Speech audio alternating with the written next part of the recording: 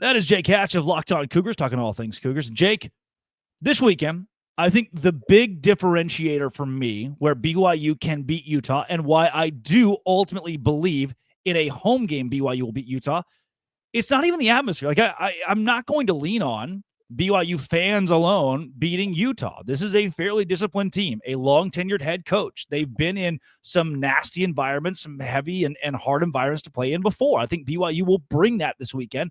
But I circle this. And here's something I keep bringing up. I'll continue to bring up, and we can get deep into this matchup. Defensively, Utah is 86th in EPA. That's an efficiency metric. 86th against the run. BYU, efficiency-wise, the number 17 most efficient team running the football. That disparity, that gap is glaring. And considering the way, whether it's giving the ball to a Roberts or a Kingston, or especially an LJ Martin or a Bear Bachmeier, BYU has a lot of different options out of the backfield to run the ball or get the ball into the hands of a Chase Roberts quickly, in essence, acting as a running back or an extension of the deep play calls for A-Rod. That's where I think BYU can truly control this game. Well, and you're right. Not to, add some gasoline to the fire of this rivalry, Drake, but you know who invented EPA way back in the day? Oh, my gosh. Is it like LaVell Edwards? No, it would be a guy named Virgil Carter, who once upon a time was a standout quarterback for BYU, went on to have a pretty decent career in the NFL with the Cincinnati Bengals. He wanted a way to be able to analytically analyze the game. So back in the 70s is when he invented this. And all it has done is decade upon decade upon decade since he went about building this with the help of some other professors and the like. It is proven to be, I think, maybe the most predictive analytic in all of college football. And you're right, those numbers, they bear out that more often than not, EPA will tell you where you're going to have success, how you're going to have success, and quite frankly, who's going to win this football game. I say all the time that this is one of those rivalries, Drake, that you throw the records out the window. I know we have a top 25 showdown for the first time since 2009, but those predictive analytics, speaking of EPA and the fact that Utah's defense is ranked 86th, that is a worrisome number if you're a Utah fan, because that shows that BYU could get Utah's GOAT in terms of offense versus defense. And if BYU can get on a run at home offensively and start running the football in particular, that could mean a long night for Utah. Now, let me be clear here. We just saw it on the graph if you're watching on YouTube. And if you're listening, we can certainly read out the important numbers here. But for Utah's defense, the number 7 in the country against the pass, and BYU is number 48 throwing the football. Now, 48 is not bad, and 7 is elite. Mm-hmm. But I don't think Aaron Roderick wants to win this game through the air. No, here's the thing. BYU wants to run for north of 250 yards, shorten this game, limit possessions, keep Utah's offense off the field, and just score touchdowns and cash in every opportunity they've got in this game, Drake. They don't care how they get it. All they want is a W on that board and to be able to say 3 in a row. Yeah, I think, again, I want to go back to what you said about EPA because I believe that you hit the nail on the head here. It to me, also is able to break down the barrier of strength of schedule a little bit. So a lot of people are like, oh, yeah, well, who did you do it against? Efficiencies don't really work that way. It's not like, oh, well, yeah, you were efficient, but it was against a bad team. Like, no, efficiency reads a little bit deeper into actually how good your football team is. And it's a telltale a lot of times of, and even into, I think Game on Paper does a great job of giving you this, even into how well you end drives offensively and defensively. I look at this. For Utah offensively, their average starting field position is their own 27. They do a bad job of flipping the field. For BYU defensively, they typically force opponents to start on their own 26. That's pretty good. That's 40th in the country. Utah's 103rd, meaning typically Utah's going to have bad starting field position in this game, and that's not what you want considering you're playing a BYU defense that grades so well. And that's the thing about this, Drake, is BYU will yield yards between the 20s. There's just no doubt about it. You can watch any BYU game and watch teams motor up and down between the 20s.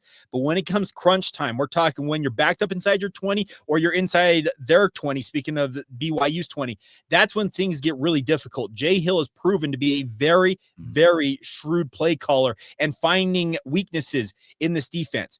The other thing about this game, these two staffs know each other about as well as you possibly could hope for. These guys, Kalani Sitake was the defensive coordinator at Utah. Jay Hill spent over a decade playing and coaching at Utah. You also have Aaron Roderick, who's a BYU grad, but spent years at Utah as well. On the flip side, Morgan Scalley, he knows intimately what BYU is going to try and do. These two programs know each other's systems because they essentially run the same system in many respects. The real variable is Jason Beck, a former BYU quarterback who's now the OC at Utah. But looking at that, Drake, yeah, if you can't find a way to find better starting field position, Kyle Whittingham talks about it all the time. He knows that the further back you start in the field, so the 27 is where you said that they usually start. Average of 27, which is 103rd in the country, yeah. Guess what? You can take a fair catch and get to the 25. That shows you that the numbers indicate that if you can get further up the field, whether you get into the 30, 35, the numbers bear out that you will have a better opportunity to score. So Utah, if they cannot find a way to win the field position battle in this game, it could go a long way to helping BYU potentially get the third straight win. Yeah, before we move on to our best bets, my best bets and your reaction for this week, give me the players. That's a lot of conversation about the analytics and the numbers. Give me the Jimmies and the Joes that will lead to a BYU win and your final score prediction. So the players that will lead to a win, LJ Martin and Bear Bachmeier, BYU's backfield tandem. Now, do I expect Bear Bachmeier to run it nearly as much as LJ Martin did, and they did last week? They nearly combined for 50 carries last week combined. I don't hope to see that, but at the same time, if it comes to it, much like the Arizona game necessitated, they will carry Bear Bachmeier and have that ball in his hands as often as they need to. But I fully expect LJ Martin to step up as he's done all season long and be the workhorse back BYU needs him to be in this game.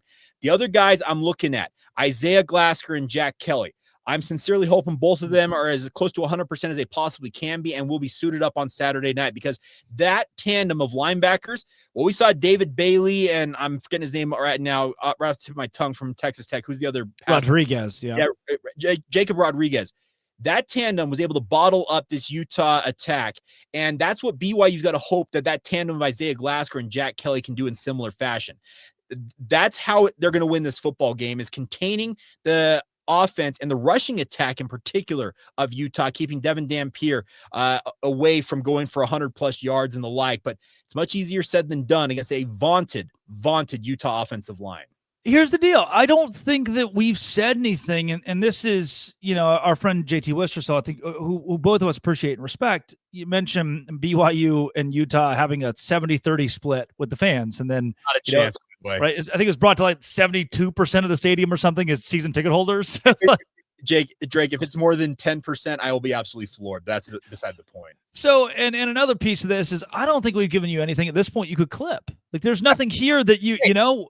I say it all the time, clip away, because that means more people are going to watch me. We're sure, but I just don't understand. Like, here are the hard numbers. Here are the hard athlete. Like, maybe the most I could do is tell you that, like, and we just saw the numbers. I'll pull it up really quickly again. Like, for whether it's Davis for Utah or Roberts for BYU, I mean, Roberts 22 receptions, 420 yards. Davis 39 receptions, 416 yards. So Devin Dampier being kind of your bell cow running back for Utah. Like, he leads the team in rushing yards this year. They haven't found like the ace in the hole who they can trust to go downhill the way LJ Martin can, or even break one like LJ Martin can. I will say this. Keep an eye on Wayshawn Parker, Naquari Rogers. I've got a sneaking feeling that one of those two guys could break out in this game in particular behind that Utah offensive line. Yeah, see, that's a nice thing to say. Clip that, Utah fans. And I agree. And even if that does happen, I still think the BYU has a good opportunity to control the game.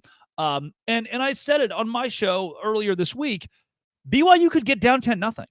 Like, I could legitimately see BYU, the first couple of drives, these are going to be some of the best scripted drives of Kyle Whittingham's career to start this ball game.